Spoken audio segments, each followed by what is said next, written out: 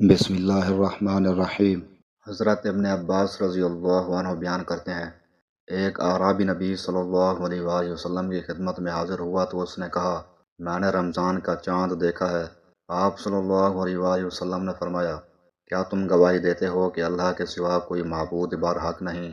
اس نے عرض کیا، جی ہاں۔ آپ صلی اللہ علیہ وآلہ وسلم نے فرمایا، کیا تم گواہی دیتے ہو کہ محمد صلی اللہ علیہ وآلہ وسلم اللہ کے رسول ہیں؟ اس نے عرض کیا، جی ہاں۔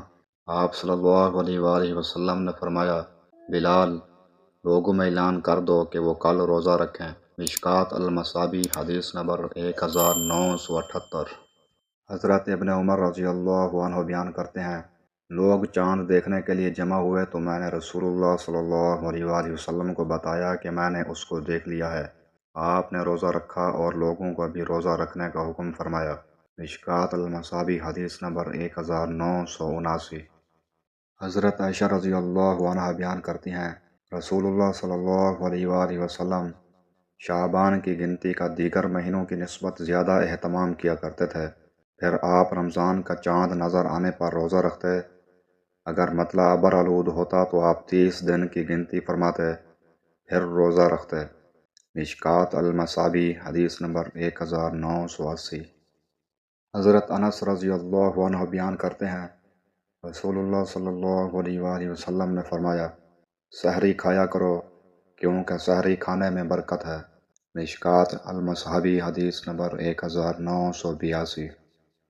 حضرت عمر بن العاص رضی اللہ عنہ بیان کرتے ہیں، رسول اللہ صلی اللہ علیہ وآلہ وسلم نے فرمایا، ہمارے اور اہل کتاب کے روزوں میں سحری کھانے کا فرق ہے۔ مشکوٰۃ المصابیح، حدیث نمبر 1983۔ حضرت عمر رضی اللہ عنہ بیان کرتے ہیں، رسول اللہ صلی اللہ علیہ وآلہ وسلم نے فرمایا، جب رات اس طرف سے آ جائے اور دن اس طرف پلٹ جائے اور سورج غروب ہو جائے تو روزہ دار کو چاہیے کہ وہ افطار کرے۔ مشکوٰۃ المصابیح، حدیث نمبر 1985۔ حضرت سہل رضی اللہ عنہ بیان کرتے ہیں، رسول اللہ صلی اللہ علیہ وآلہ وسلم نے فرمایا، جب تک لوگ افطاری کرنے میں جلدی کرتے رہیں گے وہ خیر و بھلائی پر رہیں گے۔ مشکوٰۃ المصابیح، حدیث نمبر 1984۔ حضرت ابو ہریرہ رضی اللہ عنہ بیان کرتے ہیں، رسول اللہ صلی اللہ علیہ وآلہ وسلم نے فرمایا، اللہ تعالیٰ فرماتا ہے، مجھے اپنے وہ بندے زیادہ محبوب ہیں جو ان میں سے افطار کرنے میں جلدی کرتے ہیں۔ مشکوٰۃ المصابیح، حدیث نمبر 1989۔